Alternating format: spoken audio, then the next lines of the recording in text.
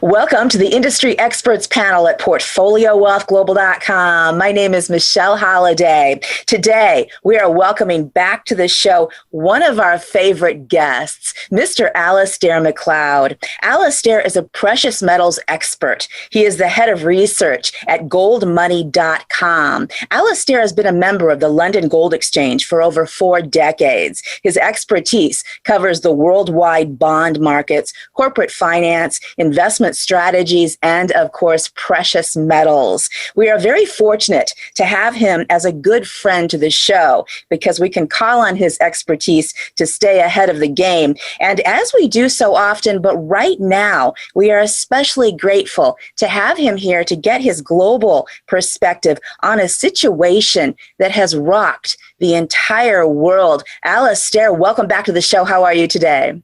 I'm very well, and thank you for asking me, Michelle. Yes, we are thrilled to have you here. It's always great to get your global perspective because, of course, you are coming to us from England, right? I am indeed. Where exactly are you? In the West Country, near a town called Exeter.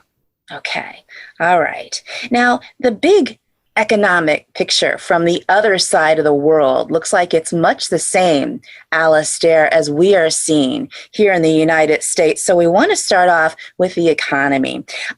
This is a fact that has been affecting everywhere. Europe, South America, Africa, London, all simultaneously in the very same economic situation. From your vantage point, where are we going in terms of money? Well, the first thing is that we are embarking on the second phase, if you like, of the COVID-19 crisis. And what that means is that any thoughts of a V-shaped recovery are banished because it's not going to be a V-shaped recovery. The hope is that there will be a recovery, but at the moment that has been postponed.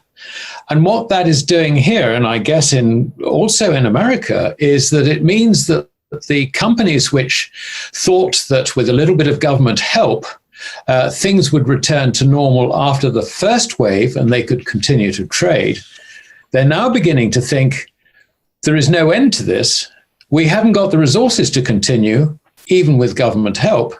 So we need to shut down our businesses. And there are a lot of businessmen now in that position.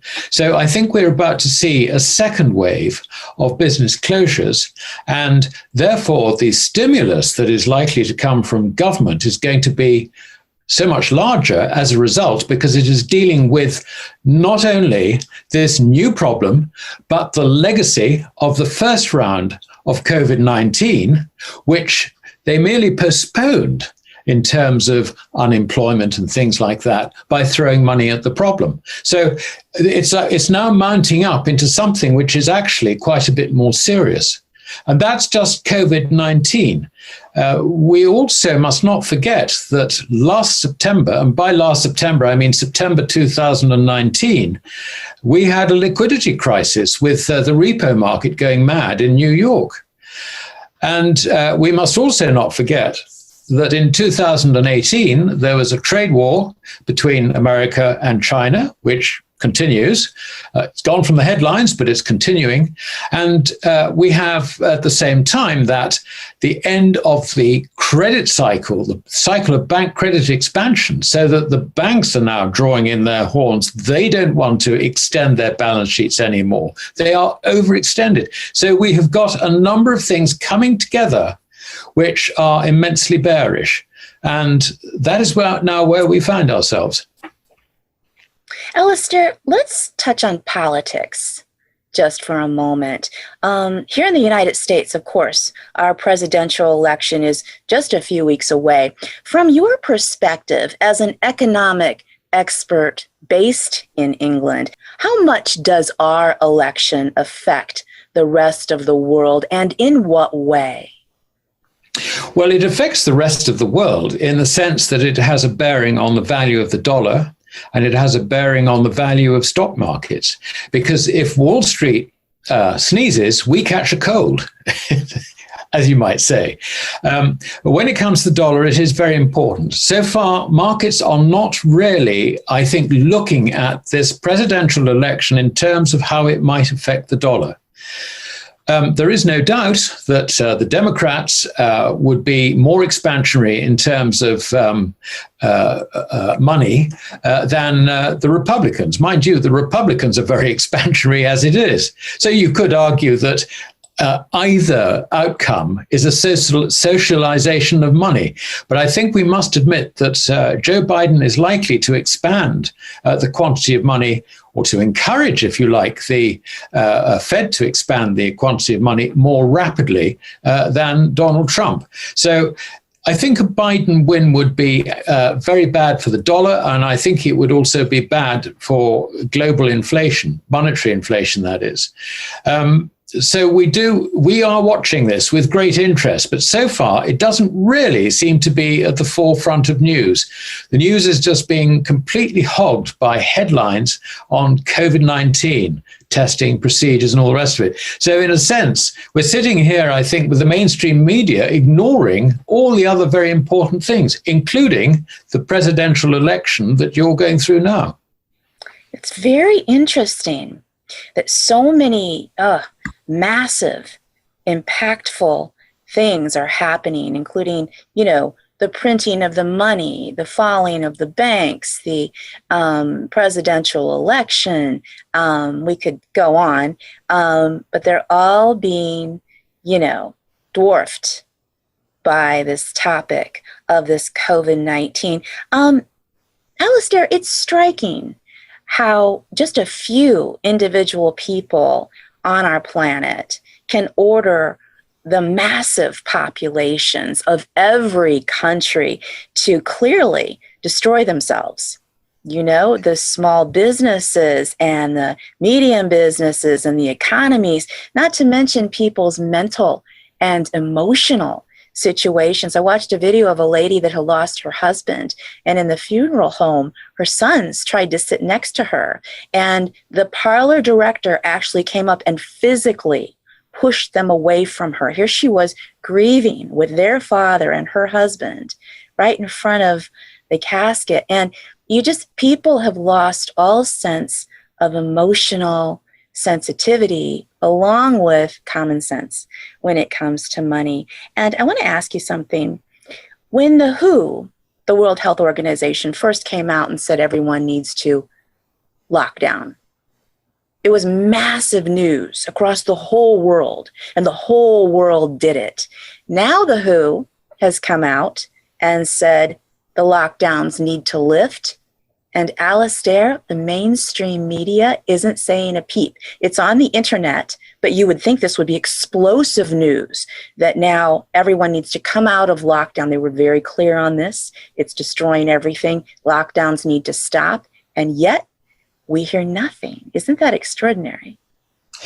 Yes, it is. Well, it is and it isn't. I think the first thing that we must understand is that governments do talk to each other on matters such as this, so that you will find there is, if you like, involving also the World Health Organization. There are government agencies around the world talking to each other about how to deal with this problem. Very, very few governments are pursuing a different line from this common approach, as it were. So we started off, as you rightly said, with the World Health Organization advising lockdowns.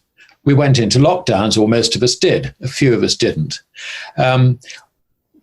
In this country, certainly, and I don't know to what extent it is true in America, but I guess there's an element of it in America. In this country, the politicians were looking at an inadequate health service, not equipped to deal with a pandemic. And therefore, what they wanted to do was to delay as much as possible the likely deaths from COVID-19 so that the health system could manage it. So we were not important in that sense. It was more important that the health service survived. So you can see exactly where the conflict is in terms of interest between what we think governments should be doing for us and what governments think they should be doing for themselves. So this is a very important point, and it brought it out quite clearly to me. Now, having said that, they're still all talking to each other. They're still all basically following the same hymn sheet, if you like. Donald Trump tends to not do that, or he appears not to do that.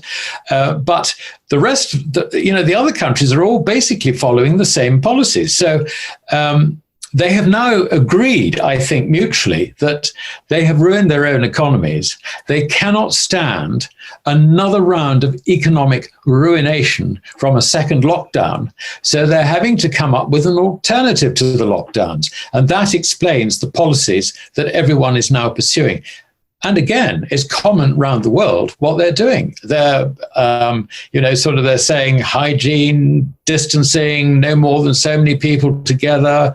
You're not allowed to visit someone's homes, and then grading areas in terms of how dangerous they might be in terms of infection, so that you've got some areas where you've got very strict rules and you've got other areas where they're less strict, and so on. But this is an approach I think virtually everyone is following, and it is the result of governments talking to each other and effectively agreeing, if you like, a world policy.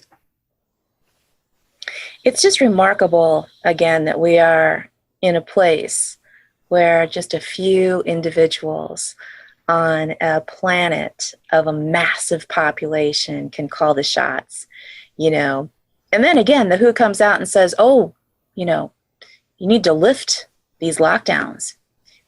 And you would think that would be massive headline news, the same way the lockdowns were in the beginning, but it's like they continue. And, it's just something to think about. I want to turn back to precious metals, because it's very interesting what the COMEX has done to itself, ALASDAIR, with all of its price manipulation and, of course, the printing of the money. Now everybody wants physical delivery. We don't want you to keep it on paper. We actually want it in our hand. What is happening? Talk to us about behind the scenes at the COMEX. Well, you're absolutely right. If we go back to when COMEX effectively got broken, which was back earlier this year. At the beginning of the year, they were trying to reduce open interest on COMEX, which had soared to just under 800,000 contracts. They banged the price. All the usual methods, spoofing, whatever. And what happened was that, yes, they managed to get open interest reduced from 799,000 down to around about 500,000. But the price stopped falling. And unfortunately for the bullion banks, what happened was that in March, on March the 16th, the Fed reduced the Fed funds rate from 1% to 0. And the following Monday, which was the 23rd, which incidentally was the day we all locked down, but coincidence anyway, on the 23rd. Now, this is governments talking to each other. On the 23rd, the Fed suddenly decided that they would have to make a statement about how they were going to handle this crisis. And remember that running into the 20th to the 23rd of March, the S&P had fallen by 1/3. There was a rather nasty sort of deflationary crisis building, if you like, as far as the markets were concerned. And what happened was that the Fed turned round and said, we will print however much it takes. And everything literally turned on that date. It was either the Friday before or the Monday, the 23rd. Everything turned. Commodities went better. The only commodity that had a hiccup, of course, was oil, because you may remember there was the delivery problem because people were long, if you like, of very, very cheap contracts, and they were delivered and they had nowhere to put the oil. So it went negative, which was ridiculous. I remember that. Right. Nowhere to store it. Okay. That was April. But apart from that, if you just sort of scrub through that, oil turned, copper turned, Dr. Copper, the important thing, and so on. And the other thing we discovered subsequently was that the Chinese decided at very senior levels that they were going to increase their sales of dollars and particularly US treasuries with a view to buying commodities. Now, this is dumping money for real goods. This, if you like, is the way in which people behave, in the wider public behave at the end of a hyperinflation. China was beginning to do it to the dollar. And we have already seen the Chinese yuan move from, I think, sort of 7-ish, over 7.3, and it's now currently 6.7. So you can see that in terms of the yuan, the dollar has gone down. The Chinese will probably continue to sell the dollar to stockpile commodities. Now, that also gives a problem to the Fed because so far, the Fed has been relying on foreigners hanging on to the dollars they get from the trade surplus and reinvesting it in US securities. But guess what? They're no longer doing that. They're turning sellers of US securities and therefore of dollars. And I've seen lots of people believe that that is impossible. Foreigners will always need dollars.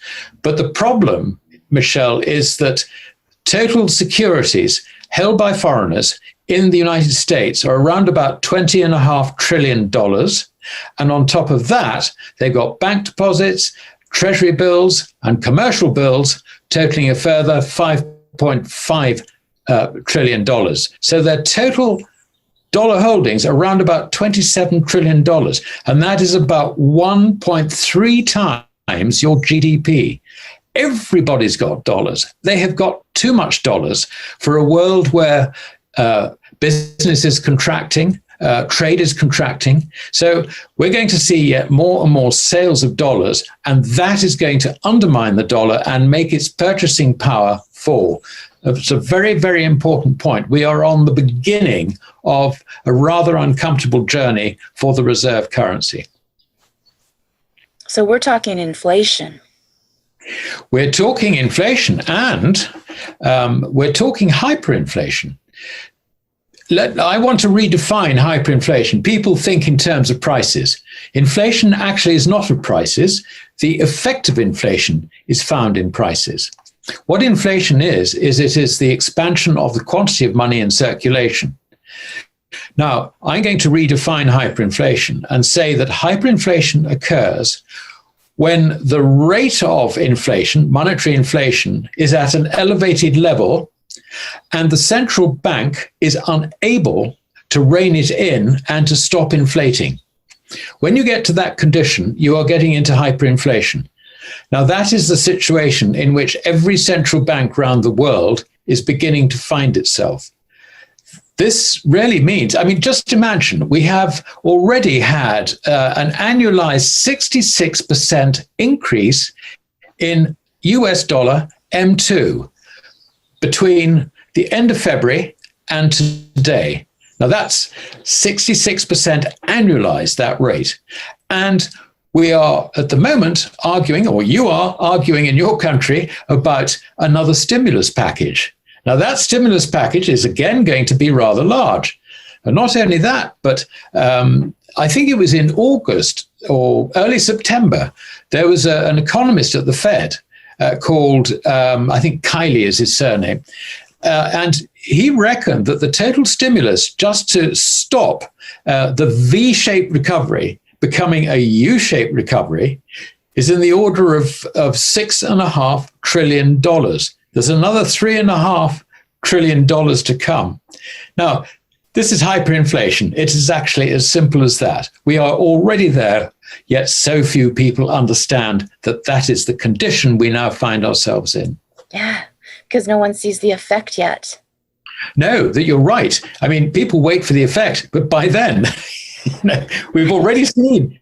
When the prices start rising at ridiculous rates, and you wonder why, you're probably sort of, the average person is sort of thinking, well, prices are going up. I don't actually understand why. Everything seems to be getting more expensive. And then finally, they realize that actually what's happening is the purchasing power of the dollars, which they paid their salaries in, they paid their unemployment benefit in, they have their savings invested in, they have their pensions invested in. All those dollars are buying less and less and less. They're losing. It's the dollars losing purchasing power. Now, when people understand that, they start getting rid of dollars as quickly as they can, because they can see that if they delay in getting rid of their dollars, those dollars are going to buy less tomorrow. And that is no good as far as they're concerned. So they start dumping dollars. And when that happens, when the general public understand what is happening to the dollar, it is finished, completely finished. And it's not just the dollar. We've got exactly the same position in sterling here. They've got the same position in the Eurozone, and the same position, which may seem extraordinary to suggest, but in Japan. Because sooner or later, the Japanese will wake up to the fact that, this storing their dollars on their bank accounts, because all that happens is that when the Japanese print more dollars, it just goes on deposit in the banks. That's why prices don't really move in Japanese yen terms, because of the savings. They just go straight into savings. That at some stage will finish. But I think the key to it is the world reserve currency, which is your dollar, is in such a mess that not only is that currency, fiat currency, we can now see its final days rapidly approaching, but any other currency which is tied to it in terms of its reserves and in terms of exchange rates and so on and so forth is in exactly the same position. Wow. Before we go into precious metals and your price predictions, I'm curious to know if there is any fiat currency on the planet that has not done this to itself. Like, is there any suggestion to turn dollars into francs or dollars into whatnot, or is every fiat currency in the same position?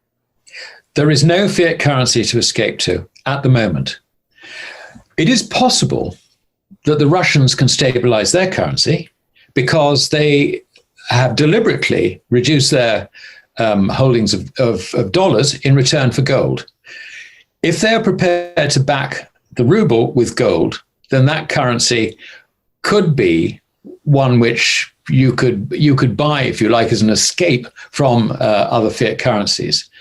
The Chinese are in a similar position, but we seem to be a long way from either the Russians or the Chinese actually using their gold to back their currencies. In other words, make their currencies exchangeable into gold. And when that happens, if it happens, we could look at those currencies as being gold substitutes, insofar as you could hold yuan, you could hold rubles, knowing that you could convert them into gold at your option when you would like to do so. But we are a long way from that. So the simple answer to your question is there is no other currency at the moment which escapes this fate of a complete collapse. There's another aspect of this, Michelle, which is interesting. If we look at history, I think the closest parallel I see to what's going on today is the John Law experience, if you like, or experiment in France exactly 300 years ago. Just to remind you, and your viewers, John Law in 1718 approached the French regent, who was the regent for the young Louis XV, and said, I have got a plan, I have got a scheme, I can refinance the king's debts so that they are affordable and put the royal finances in order.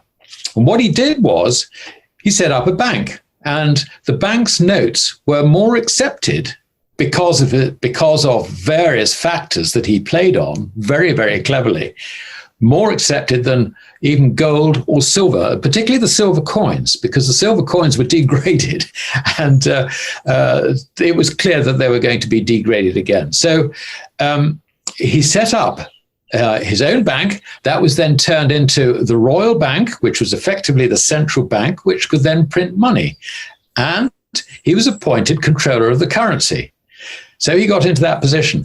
Meanwhile, he bought a series of interests abroad, which gave him a monopoly on all France's export markets, not just the Mississippi, which, the French interests in America, which was why it was called the Mississippi Bubble, but it also included all the interests in India and China and so on, all the trade interests. Now, he needed to invest a lot of money in building ships and putting in the infrastructure for all that trade. And so what he did was he came up with a plan to merge his bank with his various interests, the Mississippi Venture, as they called it. And that was due to happen in late February 1720. The currency started faltering. It started sort of losing purchasing power the previous November. Furthermore, what John Law was having to do was to print money to buy shares to keep the Mississippi share price high. Now, what is it, do you think, that the Fed is doing? It is printing it is printing dollars to keep the US Treasury market alive and at a very high value. It cannot afford to let that market slip. So it is doing exactly the same as John Law. Now, the outcome of John Law's experiment was that by the following autumn or fall, if you like, the Mississippi shares fell from a high of 12,000 livres to a level of around about 3,000 livres. But the livre itself fell from having an exchange rate in London and Amsterdam to having no exchange rate whatsoever by the following October 1720. In other words, the currency collapsed more than the shares. So we have a situation today where the dollar is being used, is being printed to support the market, to create a wealth effect, if you like, through the stock market as well. That will fail, and it'll fail because the banks are in trouble, and also companies are in trouble, and their current valuations are completely unjustified. So what we will see is the future of the dollar is completely tied with into a collapsing market. And which will collapse more? Well, the John Law experiment tells us is the currency that will go. So that is another way of looking at it. Oh, well, I feel better now. Let's go into silver and gold because everybody needs to understand where they should be putting their dollars to hold on to the value of what they can buy. So, Alastair, let's start off with your price predictions for silver and gold and your timeline. Right. Okay. Well, I don't make predictions as such, but what? As I know, but I still ask every time, don't I? Right. What I can tell you is that it doesn't make much sense to look at it in terms of, what's the future price of gold and all the rest of it. The way to look at it is what's happening to the purchasing power of the dollar. The dollar is going down. So in terms of gold and silver, that translates into a price which is infinite because it's not gold going up, it's not silver going up, it's the dollar going down. And if the dollar is completely valueless, has no value whatsoever, then you have got in effect an infinite price for sound money. So what I would do is I would suggest that any of your viewers look at physical gold and physical silver not as an investment, but as money. If you want to have a related investment, look at a mine, maybe look at an ETF, because those can be part of a portfolio. But when it comes to the physical metal, the physical metals are money. They are sound money. So look at it in terms of unsound dollars, unsound paper money, whatever it might be, and sound money. The other thing that happens, which is not captured in any sort of price relationship between, say, dollars and gold and so on and so forth, is that in a currency collapse, the experience is that the purchasing power of sound money, whether it's gold or silver, rises. And I'll give you an anecdote from 1923 in Germany. As you know, that was the year when the paper mark finally collapsed. And it went looked at in terms of price, if you like, with sound money, compared with the gold mark, it went to 1.5 trillion paper marks. Wow, isn't that brilliant? But actually what was happening was that it was the paper marks that were becoming valueless. That is the point I'm trying to make about money. But in Germany at that time, at the worst of it, you could buy a house in a fashionable part of Berlin, 6 bedrooms, nice big house, and all the rest of it, for $100. Now, $100 was the equivalent of 4 ounces of gold, in rough terms, between 4 and 5 ounces of gold. You could buy a 6-bedroomed house in a fashionable part of Berlin for as little as 4 or 5 ounces of gold. Now, what this tells us is that in the crisis, when money dies, when paper money dies, the value of sound money increases, just to incredible levels, absolutely incredible levels. And so your only salvation in a currency collapse is to have some sound money. The idea behind money, and I would say the difference between money and investment, is an investment, you look to buy something in order to sell it at a profit. With money, you have money with a view to spending it.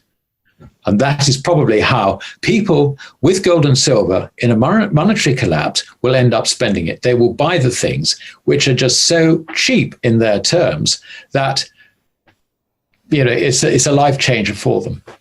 And it's not going to take huge quantities of gold and silver for each person to actually have the benefit of that. As I say, you don't need to buy a 6-bedroom house in a fashionable part of town for $100 worth of gold. Well, say for 4 or 5 ounces of gold. There are other things you could buy, something more modest. So I think even someone with relatively small savings, the value of the protection of having some sound money would be considerably more than they might think at the moment. That's a huge takeaway here for everyone, including myself, because mostly for myself, light bulb here, because when you have gold and silver and then your currency just gets debased, the value of everything, gets completely changed, and therefore, with the little bit of physical metal you have, you turn into someone that can basically buy anything you want, whereas people without it, unfortunately, are not in that same position. Yeah. So, and that brings me, Michelle, that brings me to another point, and that is that you wouldn't believe, governments don't seem to think so with COVID-19 locking us away. But the fact is we are social animals. We will have friends. They may not possess any at all when the dollar collapses or our pounds collapse or the euros collapse or whatever it might be. We will have to look after them. Those of us who have the prescience to have a bit of sound money in reserve as an insurance policy, if you like, against this happening, we'll also have to bear in mind that you will have relatives, dear ones, you will have friends, and your local community.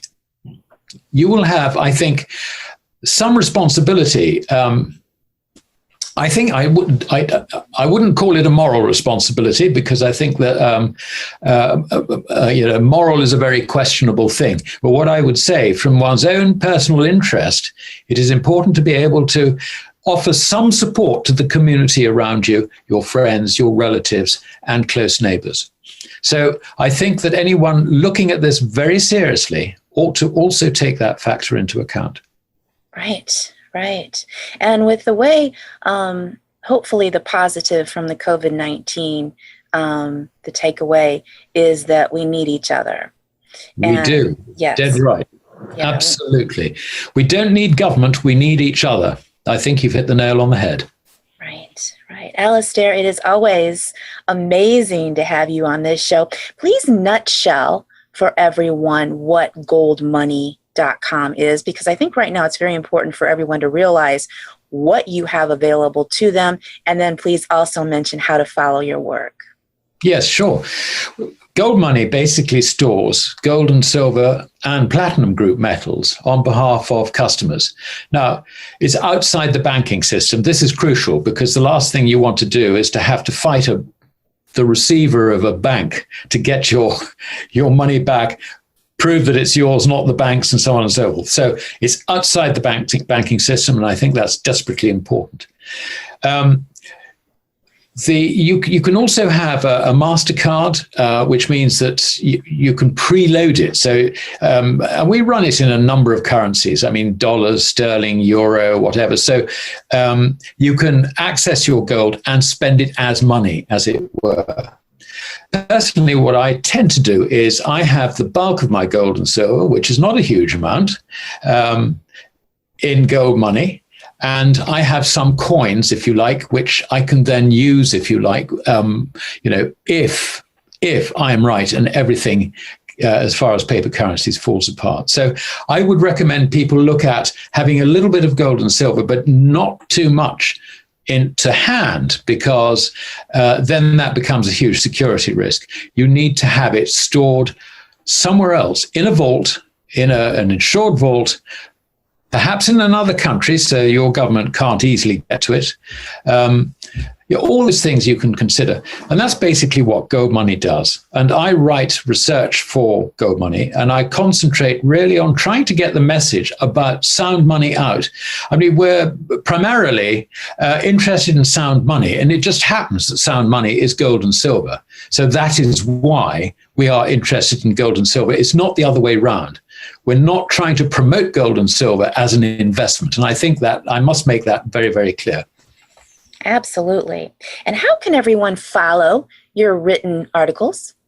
Well, go to goldmoney.com, and at the top of the homepage, there's a menu, research, and under that, insights.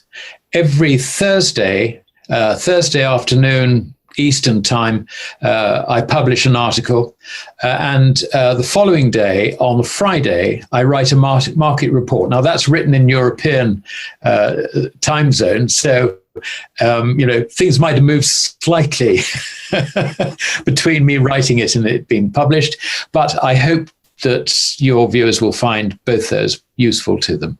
Yes, it's full of such amazing information every week. It's a great way to stay on top of what's happening around the world. ALASDAIR, thank you so much for coming on the show today with your update. That's very much my pleasure, Michelle. Mr. ALASDAIR MacLeod, precious metals expert, economic commentator, head of research at goldmoney.com. For the Industry Experts Panel, I'm Michelle Holliday at PortfolioWealthGlobal.com.